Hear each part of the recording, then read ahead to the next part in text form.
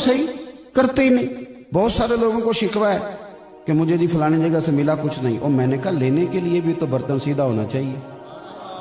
अगर तेरा बर्तन ही उल्टा है तो उसमें खाक गिरेगी कोई चीज। बर्तन तो सीधा कर। रब करीम के बंदों ने जिंदगी में कोई उलझाव नहीं बनाते, मिजाज नहीं। हजरत उमर बिन अब्दुल अजीज रहमतुल्लाह अलैह बादशाह भी थे, दरवेश भी थे, और 38 साल कुल इस बंदे ने उम्र पाई है, लेकिन दुनिया को हजरत फारूक आजम की याद ताज़ा करा के गए दुनिया। हजरत उमर बिन अब्दुल अजीज लकड़ी के जूते पहने हुए, 2-3 सिपाही भी साथ हैं, गली से गुजर रहे। एक बाबा सोया हुआ, मोटरसाइकिल की टक्कर हो जाए तो क्या कहते हो? अन्ना हुए हैं बोले। मेरे ना, मैं एक दफ़ा रोड पे खड़ा था अपने शहर में, तो मेरे जानने वाले एक दोस्त थे, उन्होंने गलत क्रॉसिंग की, मोटरसाइकिल गिर गई, गलत क्रॉसिंग भी खुद की, और बाद में उस बंदे पे चढ़ाई कर गए। एंड टू रीद है, तेन पता ही कोई नहीं, बेचारा शरीफ आदमी चुप कर गया। मैं सड़क के उस पार खड़ा देख रहा था, जब वो मेरे पास आए तो मैं कि यार गलती भी तेरी, चढ़ाई भी तू कर गया। कहता हासा मैं ना करता फिर उन्हें कर जानी सी। मैं क्या छेती ना लाभ कर जो, किधर वो कर गया तो फिर जो माफ़ी मंगनी पाएगी। ये चलाकियाँ हैं हमारी, लेकिन चलाकियों से डंग तो टपाया जा सकता है, दिल को सुकून नहीं दिया जा सकता। ये चलाकियाँ हम अक्सर करते हैं, ये हमारे अंदर होती हैं हरकतें, तो इनसे डंग टपाओ पॉलिसी तो ठीक है, लेकिन देर पर काम चलता पक्का नहीं काम चलता। पक्का काम चलाना है तो फिर आपको मुत्तकी परहेजगार बनना है, फिर आपको अल्लाह अल्लाह करनी है, फिर आपको इबादत पर तवज्जो देनी है। हजरत उमर बिन अब्दुल अजीज गुजर रहे थे, लकड़ी के जूते पहने हुए थे, और सिपाही आपके साथ थे। तशरीफ रखी थी आप, तशरीफ रखी, अल्लाह आपको जज़ाए खैर। थक गए तो ऊपर आ जाए, यहाँ आ जाए ऊपर। हजरत उमर बिन अब्दुल अजीज रहमतुल्लाह ताला अलैह गुजर रहे थे, अब लकड़ी के जूते खड़ाऊं पहनते थे लोग। बाबा जी बेचारे बूढ़े सोए हुए थे कहीं फुटपाथ पे, तो हजरत जी का पैर ना बाबा जी के पैर पे आ गया। उन्होंने वही कहा जो सारे लोग कहते, अचानक उठे और कहने लगे अंधे हो। बादशाह सलामत को कह दिया अंधे हो। तो जनाब उमर बिन अब्दुल अजीज रहमतुल्लाह अलैह कहने लगे नहीं बुजुर्गो, मुझे नजर आता है। अब वो 7 सिपाही थे ना, उन्होंने तलवारें बाहर निकालने में आए। तुम्हें क्या हुआ है हुजूर, इसने आपको अंधा कहा है? अब फरमाने लगे नहीं, उसने तो नहीं कहा। हजरत जी कहा है, फरमाने लगे नहीं कहा। मेरा दिल करता है कई दफा आपके मुरीदों और शागिर्दों के सामने हाथ बांधूं, सब के मुरीदों के सामने, कि पीर साहब को जाके ना सच्ची बातें बताया करो, झूठ ना बोला करो कि फलाने का मुरीद ये कह रहा था, मेहरबानी करो। लड़ाने में बड़ा किरदार अदा करते हो, इल्ला माशाअल्लाह, इस तरह ना करो। खैर की बात, अच्छा जुमला, अच्छी बात आगे रवायत करें, कच्ची बात रवायत न करें। हजरत उमर बिन अब्दुल अजीज के वो तलवार निकाल ली दोनों सिपाहियों ने। क्या हुआ तुम्हें? हजरत इसकी गर्दन काटेंगे, आपको इसने अंधा कहा है। आप फरमाने लगे उसने तो नहीं कहा। हुजूर कहा है? फरमाया नहीं कहा। हजरत जी कहा है? फरमाने लगे बाबा तुमसे बातें कर रहा था कि मुझसे कर रहा था? हुजूर आपसे ही कर रहा था। तो फरमाने लगे बेवकूफ हो, उन्होंने तो पूछा है, एक सवाल पूछा है, क्या आप अंधे तो नहीं? तो मैंने कह दिया नहीं मुझे नजर आता है, इसमें झगड़े वाली कौन सी बात है? ओ जितन जितन ते हर कोई खेडे, तू हारन खेड फकीरा। जितन जितन ते हर कोई खेडे, तू हारन खेड फकीरा। और जितन दा मुल कौडी पैंदा ही हारन दा मुल हीरा। जितन दा मुल कौडी पैंदा ही हारन दा मुल।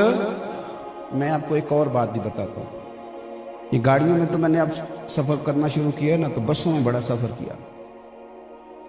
गरीब घर से ताल्लुक था, बस का किराया भी सोच के ही चलते थे कि किराया भी पास है कि नहीं आने जाने का। तो मैं बस में बैठा था, तो मेरे एक सीट छोड़ के ना, तो अगली सीट पे एक शख्स ने एक बंदे को माज़अल्लाह अस्तग़फिरुल्लाह कायल कर रहा था कि या रसूल अल्लाह नहीं कहना चाहिए। तो रश था बस के अंदर, परेशान तो मैं बड़ा था, लेकिन मैंने कहा कि कोई गुंजाइश बनती है तो मैं जाके दलीलें देता हूँ। अच्छा, वो इसी 10-15 मिनट की कशमकश में ना स्टाफ आ गया उस बंदे का जिसको समझाया जा रहा था। उसने उतरना था, उतरते वक्त कहता है उन्होंने जो समझा मौलवी साहब तो कितना टाइम होया मैनू समझाने? वो कहता जी घंटा डेढ़ हो गया। कहते चलो फिर तशरीफ को या रसूल अल्लाह मदद। आप यकीन करें मैं बड़ा परेशान था, मेरा कलेजा ठंडा हो गया। मैं क्या भाई तू बेलिया कमाल ही कर गया। कोई उसने जवाब नहीं दिया उसकी बात का। کوئی بات نہیں کسی قسم کی. اور یار ہم تو دشمن کو بھی پاکیزہ سزا دیتے ہیں, ہاتھ اٹھاتے نہیں اسے اس کی نظروں سے گرا دیتے ہیں. اس نے ان پوچھتا کتنا ٹائم لایا ہی, کہنا گھنٹہ ڈوڑ ہو گیا, کہنا پھر تشریف رکھو یا رسول اللہ مدد. میں کہہ لیا بھائی میری بھی ٹینشن ساری دور کر گئے ہیں. اچھا وہ جتنی سواریاں بیٹھی تھی اس مولوی صاحب کی طرف دیکھ دیکھ کے ہنسے, اور میرا بھی دل سی کہ یار ان کو جی اگلے سٹاپ تے لے ہی جائیں تو چنگا ہے, اتنا سفر تو کیسے کرے گا. تو اس طرح کے پکے بنے آپ, پکے. آپ یقین کریں بڑی لوگ ہم بھی دلیلیں سنتے ہیں اللہ کے فضل سے کتابوں میں پڑھتے ہیں, پتہ نہیں لوگوں پہ کس چیز کا اثر ہوتا ہے. الحمدللہ تعالی اثر بس اسی چیز کا ہوا ہے جسے فتاوی رضویہ کی سطروں میں دیکھ لیا, باقی سمجھ ہی نہیں ہے. فاضل بریلوی نے جو وضاحتیں کی وہ کمال اپنی زندگی احتیاط والی. ایک بات آپ کی خدمت میں اور عرض کر لوں, آگے قرآن مجید نے کہا والذین یبیتون لربہم سجدا وقیاما. فرمایا اللہ کے بندوں کی یہ شان ہے کہ وہ راتیں سجدے اور قیام میں گزارتے. ہمارا نا مصلی بڑا کم سے عبادت نہیں کرتا, توجہ نہیں کرتا. میں آپ کو صحیح کہتا ہوں کہ بندہ میں کیسے بات کروں, کچھ چیزیں ایسی ہیں جو کہیں بھی نہیں جا سکتی.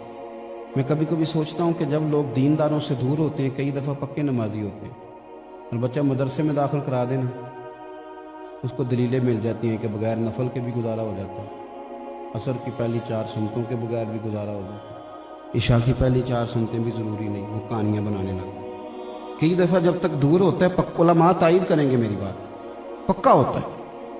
ہم لوگ عبادت سیکھنے, میں مسجدوں کے اندر میں نے میٹنگیں ہوتی دیکھی ہیں, اور بڑے بڑے تگڑے عاشق رسول کے لانے والے جو مولویوں کو کہتے ہیں کہ ان کے تو پلے کچھ نہیں, ہم عاشق رسول ہیں, بڑے بڑے تگڑے ورکر, پکے عاشق رسول, انہوں نے عشق کی مور بھی اپنی جیب میں رکھی ہے, کسی کو لگائیں گے تو کوئی دوسرا بنے گا, ورنہ نہیں بننے دیتے. وہ اتنے تگڑے عاشق رسول, نماز کا ٹائم ہو جائے نا تو یا انہیں کام یاد آ جاتا ہے, یا وہ کہتے ہیں جی میں اپنے محلے والی مسجد جا کے پڑھوں گی. بھئی یہ نہیں مسجد اتنے پڑھ کے جا, نماز سے بھاگتے, عبادت کی طرف توجہ نہیں کرتے, ذوق نہیں.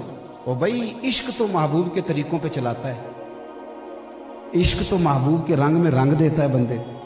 تو عبادت کا خاص ذوق, نفلوں کا خاص مزاج, قرآن پاک کی تلاوت کا خاص ذوق, یہ ہمارے صوفیاء کا طریقہ ہے. حضرت عبداللہ ابن عمر رضی اللہ تعالیٰ عنہ فرماتے ہیں مغرب کی نماز پڑھ کے سرکار گھر چلے گئے, ہم لوگ مسجد میں بیٹھے تھے. عشاء سے تھوڑا دیر پہلے حضور پھر تشریف لائے تو فرمایا کیا کر رہے تھے تم؟ ہم نے عرض کی یا رسول اللہ ہم یہاں بیٹھے. فرمایا تم مغرب کے یہیں بیٹھے ہو؟ حضور بس دل کیا اللہ اللہ کرنے کا, تو سوچا بیٹھ کے اللہ کی یاد میں کچھ وقت گزار لیتے ہیں. تو سرکار فرمانے لگے میں اندر بیٹھا تھا تو مجھے فرشتے نے آ کے پیغام دیا ہے کہ یا رسول اللہ باہر تو نکلیں, آپ کے غلام کیا کر رہے ہیں کہ رب ان پر فرشتوں کے سامنے فخر فرما رہا. تیرا مسجد میں ٹائم گزارنا, تیرا اپنے رب کو یاد کرنا. میں آپ کو ایک بات بتاؤں, دعاؤں سے انقلاب آ جاتا ہے.